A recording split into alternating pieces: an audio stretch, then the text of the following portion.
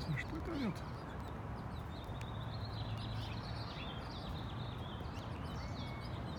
Так, моя